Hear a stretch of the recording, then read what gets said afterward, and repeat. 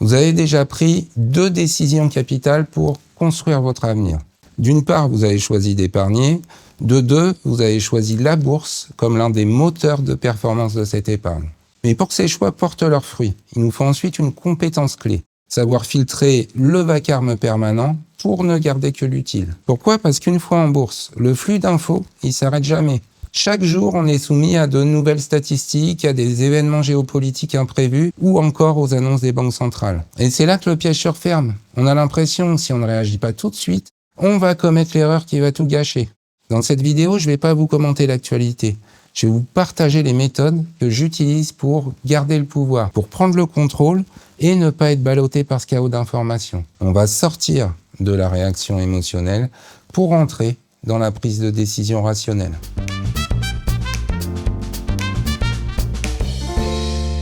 On vit une époque paradoxale. On n'a jamais autant eu accès à l'information, mais on n'a jamais eu autant de mal à prendre des décisions sereines. Le problème, c'est qu'on est entré dans l'ère de la surcharge informationnelle. L'actualité, qu'elle soit financière ou géopolitique, est présentée avec une forme de sensationnalisme, que ce soit dans les médias ou sur les réseaux sociaux. Chacun, pour exister dans le flux, a tendance à suramplifier chaque événement, chaque déclaration politique ou économique ou chaque statistique. Toutes ces infos sont traitées avec le même niveau d'intensité et d'urgence. Ça crée un prisme déformant. Quand on est noyé dans ce flux, il devient presque impossible de distinguer une péripétie sans importance d'un changement de tendance profond.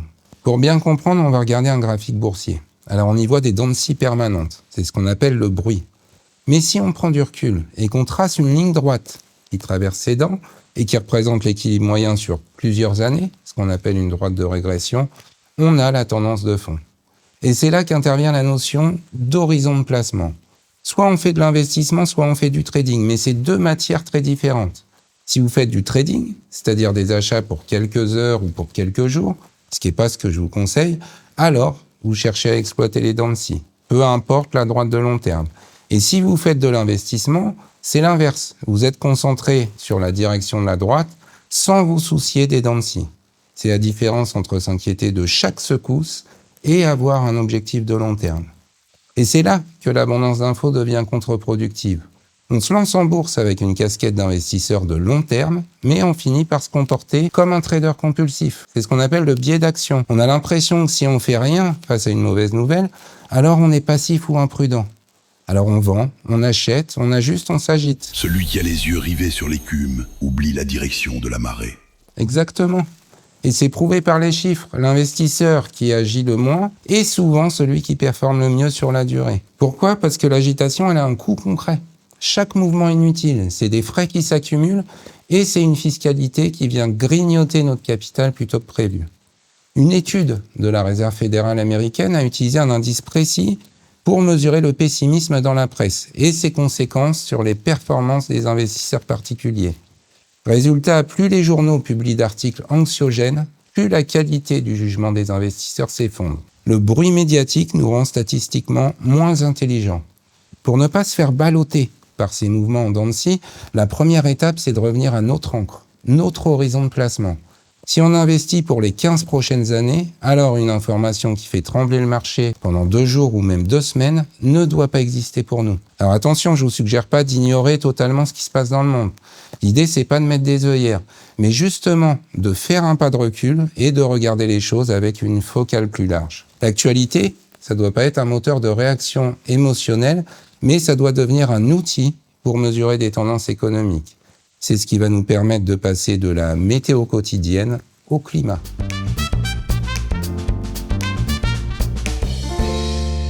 Alors maintenant qu'on a identifié le problème, comment on s'organise concrètement pour faire face à cette surabondance d'informations ? Il existe 3 grandes stratégies pour gérer son rapport à la météo boursière. La première stratégie, à une extrême, c'est de ne regarder que la météo du jour. C'est le monde du trading dont on parlait tout à l'heure. Ici, on essaye de réagir aux nuages qui passent à l'instant T. Le problème, c'est que dans ce domaine, on n'est pas à armes égales. En face de nous, il y a des algorithmes de haute fréquence, il y a des banques d'affaires, des salles de marché qui reçoivent l'info à la milliseconde près. Pour un investisseur particulier, c'est souvent le meilleur moyen de finir perdant. On a forcément un temps de retard. L'information est déjà digérée et intégrée dans les prix. Et une grande partie des particuliers qui s'y risquent sont perdants, comme le montrent les données que les courtiers de trading sont obligés d'afficher sur leur site. La deuxième stratégie, à l'autre extrême, c'est de ne plus regarder la météo du tout. C'est la stratégie DCA, qui est assez répandue, et elle est plutôt radicale. Le principe, il est simple. Vous investissez la même somme à date régulière, quoi qu'il arrive. Qu'il vende, qu'il pleuve, qu'il y ait une canicule boursière, vous achetez.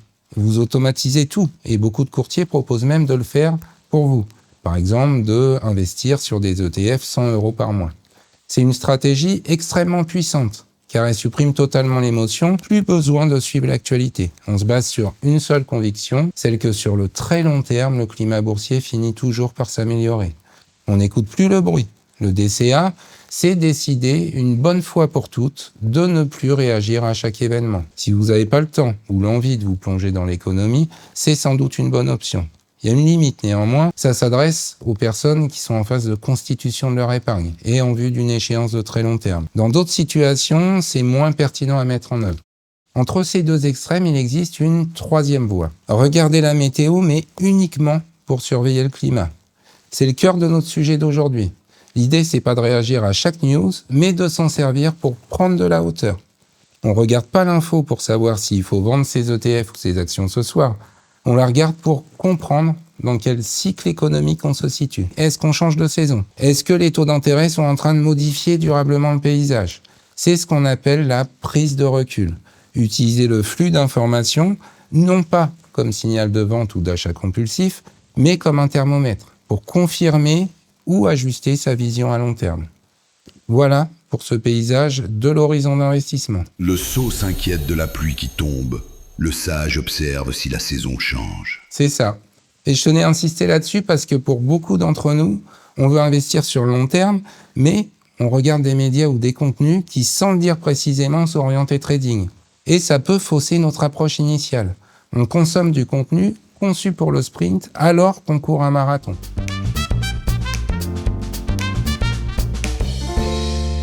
Alors de quoi on parle concrètement quand on parle de suivre les actus bourses uniquement pour se situer dans les saisons? On parle ici des cycles économiques. C'est une notion fondamentale parce que l'histoire nous montre que le moment où vous investissez par rapport à ces cycles impacte massivement vos rendements. Par exemple, historiquement, on dépasse les 20% par an de performance moyenne des actions pendant les phases de début de cycle. Et du coup, comprendre le cycle pour se mettre en position de profiter au maximum de cette phase, c'est extrêmement puissant. Ça rend incontournable le fait de s'intéresser au cycle. Regardez le déroulement d'un cycle classique. En moyenne, l'économie mondiale progresse d'environ 3% par an. Ici, vous la voyez évoluer. Elle ne suit pas une trajectoire rectiligne à 3% en permanence, mais elle aussi, généralement, dans une bande passante située entre moins 3% par an lors des pires récessions et plus 5% en période de forte accélération. Vous voyez ici 4 phases. La première, donc début de cycle, on peut l'assimiler au printemps. On repasse d'une croissance négative à une croissance positive. C'est le moment où l'espoir renaît et où les marchés anticipent le futur avec optimisme. C'est pendant celle-ci que les marchés actions font historiquement leur meilleure performance. Ensuite, la phase de milieu de cycle, on est dans le pic. C'est là que les marchés boursiers sont souvent dans l'excès de confiance. On est sur un rythme élevé avec des risques de surchauffe et d'excès qui commencent à se matérialiser, comme par exemple de l'inflation ou encore un recours excessif au crédit lié à cet emballement de l'économie. En 3, on a la fin de cycle, avec une baisse. Alors, une contraction de la croissance qui va finir soit par un atterrissage en douceur, avec des niveaux de croissance bas mais au-dessus de 0, soit parfois par une récession, donc en dessous de 0% en phase 4. Cette dernière phase, c'est le moment où le pessimisme est à son comble dans les médias, alors que paradoxalement pour l'investisseur long terme, c'est le moment du creux de la vague, juste avant un nouveau printemps. Les marchés boursiers, ils s'attachent à anticiper, avec environ 6 mois à 1 an d'avance. Ils peuvent commencer à monter dans un bas de cycle s'ils ont une vision optimiste sur la reprise à venir. Voilà pour la vie normale des cycles. C'est pas toujours aussi régulier que sur ce graphique, mais gardez à l'esprit que l'économie, elle fonctionne toujours avec ce mouvement de balancier. Pour essayer de piloter ces cycles et de limiter l'ampleur de leurs dégâts, les banques centrales ajustent régulièrement leur politique. Ça va être aussi quelque chose que vous allez voir revenir de façon récurrente dans les actus boursières.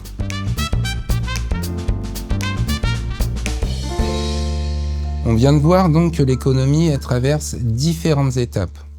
Mais il existe des institutions financières qui vont essayer de réguler tout ça, d'éviter que les surchauffes deviennent ingérables ou que les récessions soient trop fortes. C'est le rôle des banques centrales, comme la Fed aux États-Unis ou la BCE en Europe. C'est pour ça qu'on voit beaucoup d'infos sur leurs annonces et sur ce qu'elles font, en fonction de la manière dont elles-mêmes apprécient les cycles. Alors que font-elles, ces banques centrales ? Pour imager, on dit souvent qu'elles ont le pouvoir d'imprimer la monnaie. En réalité, c'est un peu plus complexe. Tu devrais expliquer comment l'argent naît vraiment. Ok, alors comment est créé l'argent ? Eh bien, à chaque fois que quelqu'un emprunte auprès d'une banque, l'argent qui lui est prêté est en réalité créé, entre guillemets, imprimé, pour lui faire ce prêt. Si demain vous faites un emprunt pour acheter une voiture, l'argent sera créé. Et cet argent, ensuite, il sera progressivement détruit au fur et à mesure que vous remboursez votre dette. Du coup, la décision d'imprimer de l'argent, ce sont les emprunteurs, les particuliers, les entreprises, les États qui la prennent. Ce que font les banques centrales, c'est de fixer les taux d'intérêt auxquels on emprunte. Et du coup, plus elles baissent les taux, plus les différents acteurs vont emprunter, ce qui finira au bout d'un moment par générer trop d'inflation. Car quand il y a trop d'argent en circulation face à une quantité de biens qui n'augmente pas aussi vite, les prix augmentent. À l'inverse, plus elles remontent les taux, moins les consommateurs vont consommer à crédit, moins les entreprises vont investir à crédit. Concrètement, si on prend notre schéma, en début de cycle, pour aider l'économie à repartir, les banques centrales maintiennent des taux bas. Ça incite à la création monétaire. L'argent coûte presque rien et ça booste la consommation et donc les bénéfices des entreprises. En milieu de cycle, la croissance est forte, mais pour éviter la surchauffe et l'inflation, les banques centrales vont commencer à remonter les taux. C'est une phase de normalisation pour stabiliser l'emballement. En fin de cycle, c'est la phase la plus délicate. L'inflation elle reste souvent haute alors que la croissance faiblit. Les banques centrales doivent souvent maintenir des taux élevés pour casser l'inflation, mais au risque de précipiter l'économie vers la phase suivante. Enfin, en récession, si l'activité se contracte trop, elles baissent les taux massivement pour tenter de relancer la machine et nous ramener vers un nouveau printemps. Pour nous, investisseurs, l'actualité liée aux banques centrales, elle nous donne un indicateur puissant sur là où on se situe dans le cycle et comment elles s'en sortent pour éviter les excès.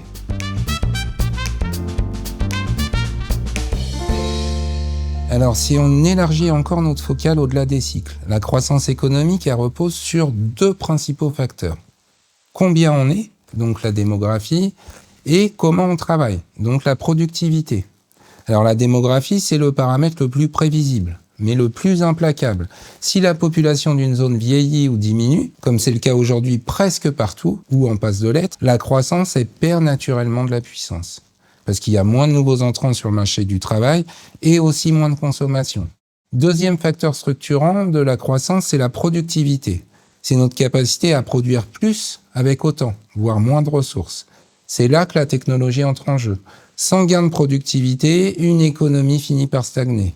C'est pour ça que l'innovation, qu'il s'agisse de l'automobile hier ou de l'intelligence artificielle et la robotisation aujourd'hui, c'est le véritable carburant de la croissance de long terme. Alors si on essaye d'anticiper quelle sera la croissance de demain, on a une question à se poser. Est-ce que les gains de productivité qui s'annoncent avec ces technologies vont suffire à compenser le déclin démographique en cours et à venir d'après les projections ?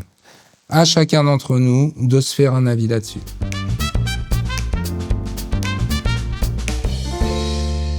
On a maintenant une vision précise de quoi faire des actus boursières. Alors à la question « faut-il les suivre ?», ma réponse personnelle est oui.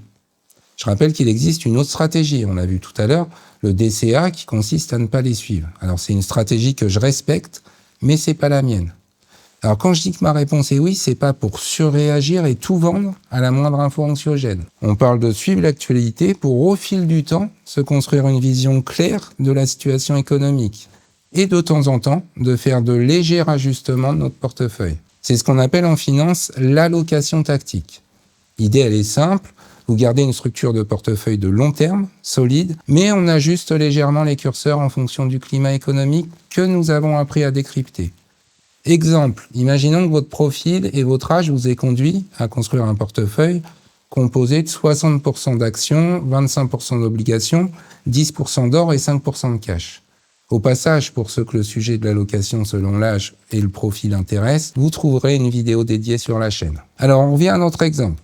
Pour faire de l'allocation tactique, ça va être de bouger légèrement ses curseurs en fonction de l'environnement. Pour la partie action, par exemple, vous pouvez choisir d'évoluer dans un tunnel qui va osciller entre 55 et 65%. Si on entre dans une phase de début de cycle, ça peut être de remonter la part action à 65% et du coup baisser celle des obligations à 20%. À l'inverse, si vous percevez qu'on est dans une phase de surchauffe, ça peut être de baisser la part action à 55% et remonter celle du cash à 10%. En procédant ainsi, on n'est ni un spectateur passif, ni un joueur qui parie sur chaque nuage. On devient un gestionnaire qui utilise l'actualité utile pour optimiser sa trajectoire. Le bon capitaine ne change pas de cap à chaque vague, mais il ajuste la voilure quand il sent le vent tourner. Exactement. Il n'y a plus qu'à. J'espère vous avoir apporté de la valeur. N'hésitez pas à poursuivre les échanges, les partages d'expériences ou à nous faire part de vos réflexions en commentaire. Je vous souhaite de belles aventures en bourse et je vous dis à très bientôt.